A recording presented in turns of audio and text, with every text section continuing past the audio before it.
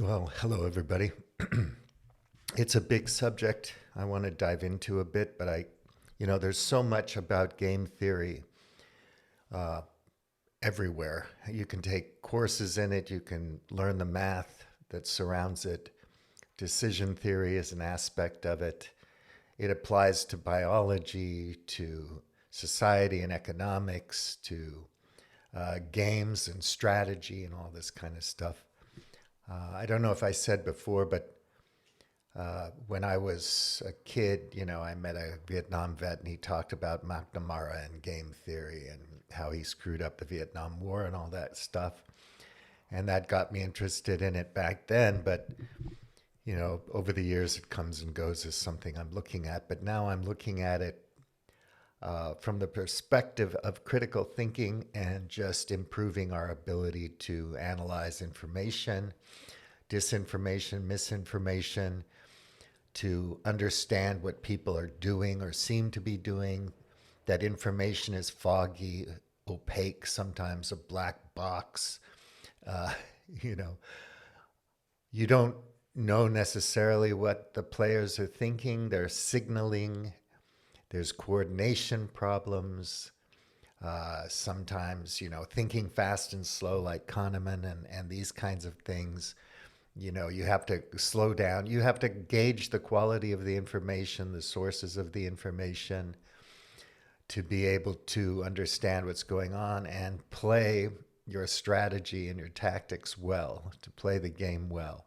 And I'm wondering if our players nowadays, our leaders, CEOs and so on, most of the psychopaths that run things are actually playing a very good game. Are they even good at what they're playing? And sometimes I think because of mal incentives and our profits first market economy, which is based on materialism and consumerism and so on. There are limits to this. It's a problem. People aren't taking these things into consideration when they play the game, whether it's related to war or other existential risks or just economic situations. Anyway, it's a fascinating subject, and I'm not going to go into it in detail. It's deep, and I'm not an expert, but I'm going to dive in. I promise I'll dive into the deep end, and I won't bump my head or break my neck on this subject, and try to relate it to some anecdotes that can maybe inspire your curiosity of game theory a bit, and also to inspire you to delve into your thinking processes and your decision-making processes, your judgments, and perhaps we can learn to question ourselves because we're all prone to the same kind of biases and heuristics and logical fallacies and everything. We're all the same. We're human beings. We can really know a particular subject well, but it doesn't mean we know anything else well. And there's so much noise, so much information out there. It's very hard to deal with. So before I go on and do a long video or something, I wanted to give you some homework. I post a lot of stuff at globehackers.com and at my Facebook, Globe Hackers. Current event stuff. You may or may not be interested in any of it because it is noisy. One of the things about game theory is you don't always know that you know who you're playing with, right? So I don't think a lot of our leaders know who they're playing with, whether you love or hate Putin and Xi or any other leader in the world. Doesn't really matter. Do you know them? Can you assess the way they play the game, what their motivations are? Motivated reasoning is a big part of all this. Do you understand their signals? Are you on the same page? Do you feel me? Are you with me? Do you get me? A lot of times it just goes right over our heads. And I don't think our leaders are paying attention because they're more concerned about money and their career. So many people are corrupt nowadays. So you point your finger everywhere. You're going to throw a dart.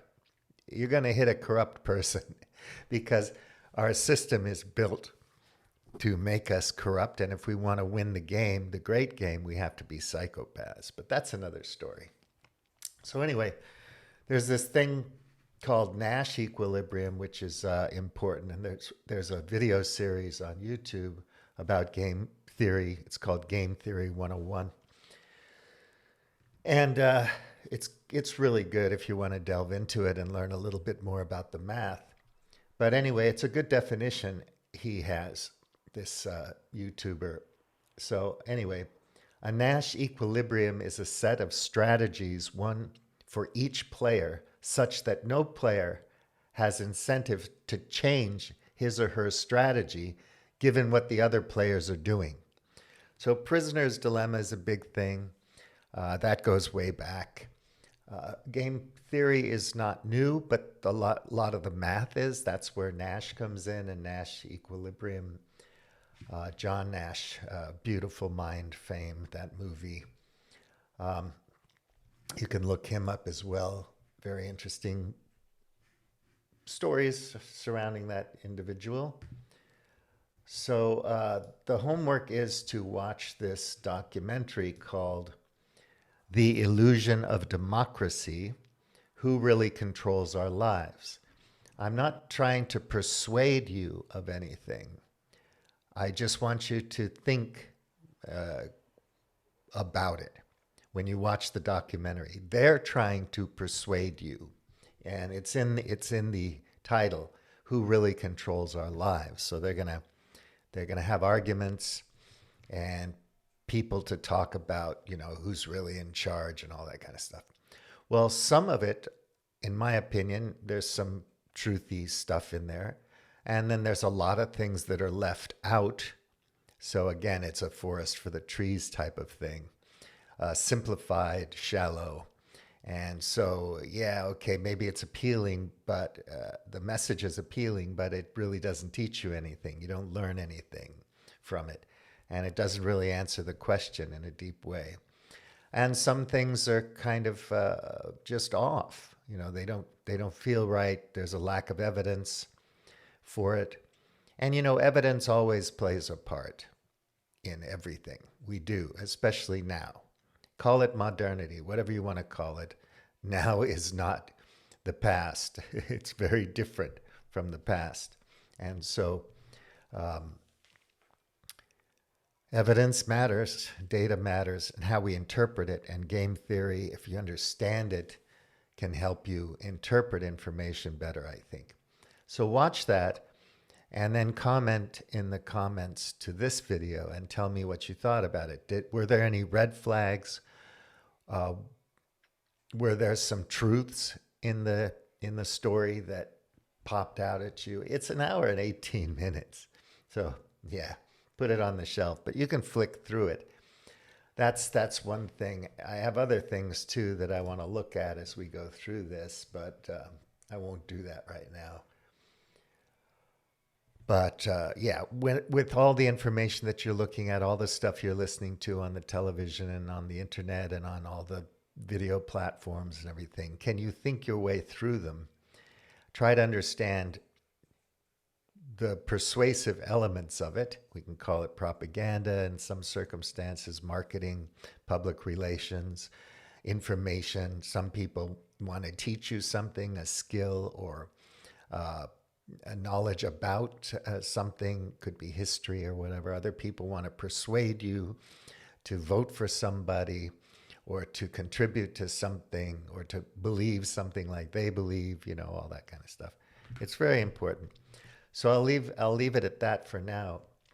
And then I'll start in really slowly. What I want to do is just have some anecdotes, explain how game theory is pertinent, and then talk about the anecdote. And each video should be, 10 minutes, I'm hoping, so as to break things up a bit and not tax your time too much. Anyway, thanks a lot for listening. Buliam T, out.